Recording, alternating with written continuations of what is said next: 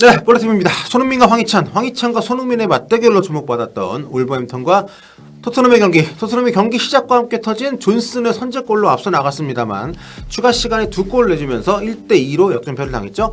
우리 두 선수 공격 포인트 없이 무난하게 경기를 마쳤는데요. 이날 경기가 상당히 거칠어서 두 선수 모두 꽤 많은 충돌을 겪어야 됐습니다. 특히 손흥민 선수 같은 경우에는 후반에 그 상대 수비수죠. 크레이그 도슨 선수하고 격한 충돌 끝에 급소를 밟히는 듯한 그런 장면이 화면에 나와서 모두를 놀라게 했었는데요.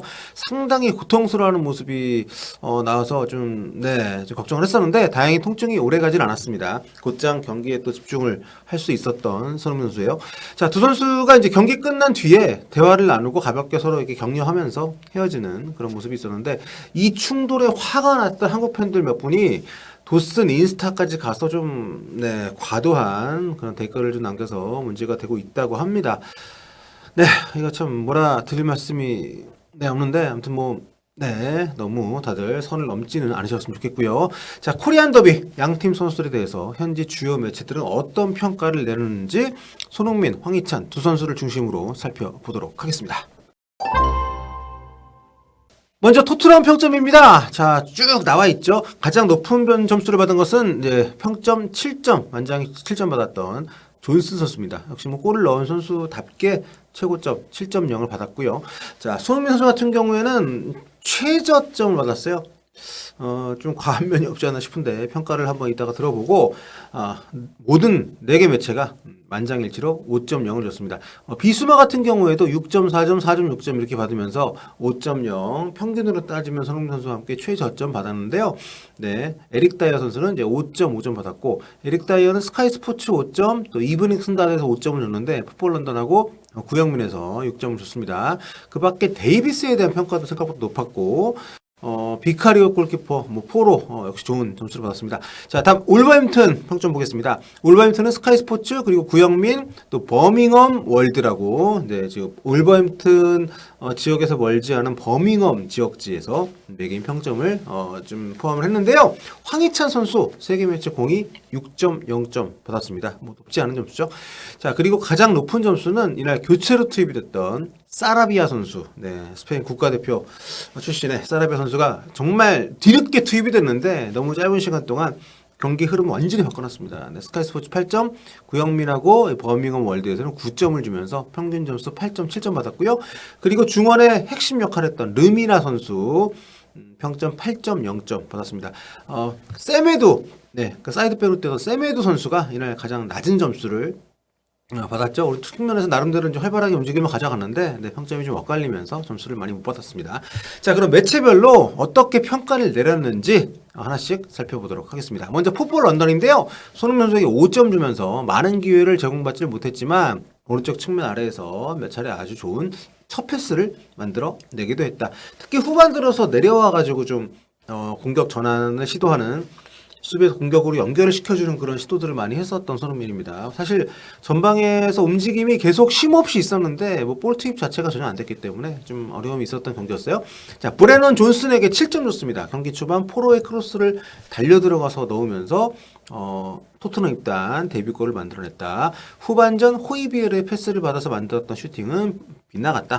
벤 데이비스에게 7점을 줬습니다. 이날 수비가 완전 초토화됐기 때문에 다이어 벤 데이비스 조합이 콤비를 이뤘었는데 평가가 좋더라고요. 몇 차례 중요한 블록을 해냈고 경기 대부분 좋은 모습을 보였다. 하지만 르미나가 결승골 넣을 때 놓쳤다. 2부 비스마에게 4점 줬습니다. 한 달 전 받은 레드카드 이후로 조금 자기 안에 갇혀있는 느낌이다. 전반에 받은 5번째 옐로카드로 A매치 주간 이후 치러질 에스턴 빌라전 결정하게 됐다. 토트넘 10경기, 11경기 잘 치러왔었는데 이번 경기에서 완전히 무너지는 느낌이 있었습니다. 아무래도 이탈자가 좀 많은 것이 전체적인 흐름을 이어가는 데는 어려움이 분명히 좀 있었는데 비수마가 빠진다고 하니까 다음 경기 빌라전도 걱정이 많이 됩니다. 에스턴 빌라도 올 시즌에 만만치가 않기 때문에. 자, 다음은 구영민으로 가보겠습니다. 손흥민 선수에게 5점 줬습니다. 토트넘 최다 득점자의 조용한 오후였다. 전방에서 자주 고립됐다. 전체적으로 이날 아무래도 수비 쪽에서 올라오는 빌드업 과정이 불안하기 때문에 미드필더진들이 많이 내려와서 도와줬고요. 사이드백들도 많이 좀 접근을 해서 놓아주는 바람에 전체적으로 공격하고 미드필드 간격이 상당히 벌어진 채로 많이 움직임을 가져갔습니다. 손흥민 선수가 당연히 고립이 됐었고 그런 부분들에 대한 지적이 있는데 뭐 우리 입장에서 보면 선수 개인에게 혹평이 들어가는 것 같아서 좀 아쉬움이 있지만 전체적으로 손흥민 선수가 그만큼 상징적인 존재이기도 하면서 공격의 핵심이기 때문에 전체 공격 빌드업 과정이 안 됐다는 것을 좀 이렇게 좀 몰빵을 받은 것이 아닌가.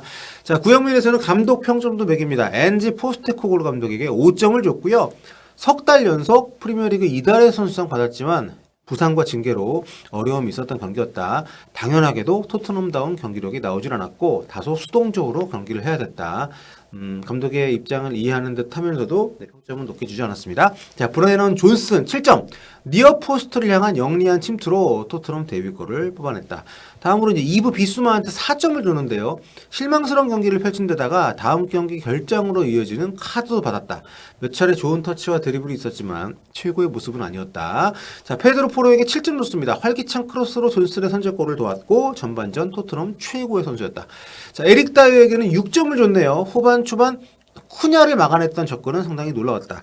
주전 복귀에 무리가 없는 그런 플레이어다라고 얘기했고 막판 2실점은 불운했다. 지금 토트넘은 다이어가 상당히 중요합니다. 잘해줘야 됩니다. 로메로가 3경기 결정이고 이 일정이 상당히 중요하기 때문에 좀 오늘도 좀 아쉬움이 있긴 했지만 그래도 이 정도면은 뭐 나쁘진 않았다고 개인적으로 생각합니다. 다만 수비하는 과정에서의 어떤 뭐 경기하다 보면 한두 번 놓칠 수 있는데 빌드업 과정에서 다이어가 사실 킥이 나쁜 선수가 아닌데 그 부분이 잘 안 되고 있다는 거, 이거는 좀 본인도 경기 감각이 떨어져 있기 때문이 아닌가 싶긴 한데요. 좀 이런 부분들이 보강이 돼야만 토트넘이 좀 더 포스테코글루 감독이 원하는 그런 축구로 되돌아갈 수 있지 않을까. 자, 에메르송 로얄에게는 5점을 줬습니다. 이날 왼쪽 풀백으로 나왔죠. 측면에서 세메드의 스피드에 어려움을 겪었다. 수비에서 가장 약한 선수였다.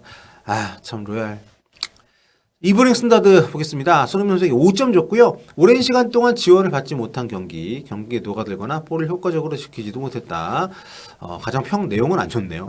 피에르 에밀 호이비엘에게 7점을 줬습니다. 몸싸움 즐기고 볼 소유를 많이 따냈다. 후반전 여러 차례 원터치 패스가 이어지면서 존슨의 슈팅으로 연결됐던 토트넘 최고 플레이에 관여했다. 명백한 건 호이비에르는 제임스 매디슨이 아니라는 점이다. 모두가 아는 얘기죠. 로드리고 벤탄쿠르 7점. 마지막 30분 동안 조용한 영향력을 보여줬다. 아니, 손흥민 5점 주면서 벤탄쿠르를 7점이나 줄 만한 경기는 아니었던 것 같은데. 승리를 지킬 수 있었던 로셀소의 막판 찬스를 만들어냈다. 지오반니 로셀소에게도 7점. 로셀소도 7점이라고? 경기를 끝내버릴 수 있는 기회가 있었지만 조세사 골키퍼의 선방에 막혔다. 메디슨이 빠져있는 동안 주전으로 올라서게 될 선수의 라이블리한 그런 플레이였다고. 전체적으로 벤치 멤버들에게 상당히 높은 점수를 줬는데 이건 좀 이해가 안 가네요. 결국 이 선수들이 들어가가지고 역전패를 당한 건데. 자, 울버햄턴 평점 내용 보도록 하겠습니다. 먼저 구영민입니다. 자, 황희찬 선수에게 6점을 줬습니다. 후반 초반 엄청난 기회를 잡았지만 슈팅이 빗나갔다. 엄청난 기회. 자, 게리 오닐 감독에게 8점을 줬고요. 코너킥과 프리킥 상황을 비롯해 결정력 부족으로 당황스러웠을 경기였지만 막판에 터진 두 골이 모든 걸 바꿨다. 그쵸? 뭐 추가 시간에 완전히 경기를 뒤집어 놨고 뭐 교체 선수의 활약이 주도적이었기 때문에 이 부분에 대해서도 높은 점수를 받을 수가 있습니다. 바로 그 교체 선수 파블로 사라비아 9점 줬네요. 엄청난 골로 막판 동점을 이뤘고 어시스트까지 추가하면서 승부를 완전히 뒤집었다. 이번 경기의 게임 체인저였습니다. 자, 마리오 르미나 결승골 봤죠? 8점 받았고요. 압박을 잘했고 전투적인 플레이로 울버햄튼이 볼 소유를 되찾는 데 기여했다. 막판 극적인 동점골을 뽑아냈다. 자, 크레이크 도슨입니다. 자, 손문수하고 충돌했었던 7점 줬고요. 경험 많은 센터백의 견고한 수비였다. 롱패스도 좋았다. 패했다면 불운한 그런 경기가 됐을 거다. 자, 마지막으로 버밍엄 월드입니다. 황희찬 선수에게 6점을 줬습니다. 쿠냐와 함께 전방 투톱에 나왔죠. 이날 최전방이 기용이 됐고 몇 차례 전환 과정에서 볼을 잘 지켜내기도 했다. 하지만 옵사이드 트랩을 깨질 못했다. 자, 파블로 사라비아 9점. 와우, 스페인 선수의 정말 엄청난 임팩트였어. 화끈한 하프발리로 동점골을 뽑아내더니 완벽한 패스로 르미나의 결승골을 도왔다. 자, 마리오 르미나입니다. 9점. 공격의 가담하기 위해서 종종 전진하더니 97분에 극장골을 넣었다. 중원에서 적절한 태클과 인터셉트, 좋은 플레이 펼쳤는데 놀라울 정도로 강력한 모습이었다. 네, 아주 하드하게 뛰었다고. 자, 넬성 세메도에게는 4점을 줬습니다. 선제골 내줄 때 존슨을 막아내지 못했다. 공격 가담할 때 이해할 수 없는 판단력을 보였다. 전체 호평을 네, 받았네요. 자, 아무래도 울버햄튼이 웃었기 때문에 최종적으로 좋은 점수를 받을 수밖에 없는 경기였고요. 게다가 전체적인 경기 내용 자체도 토트넘이 많이 부진했습니다. 이탈자가 많은 상황에서 토트넘이 정상적인 경기 운영이 쉽지 않다는 것을 확인할 수 있는 경기였는데, 그럼에도 포스테코글루 감독은 전방으로 많이 전진시키는 자신의 축구의 색깔을 바꾸질 않았거든요.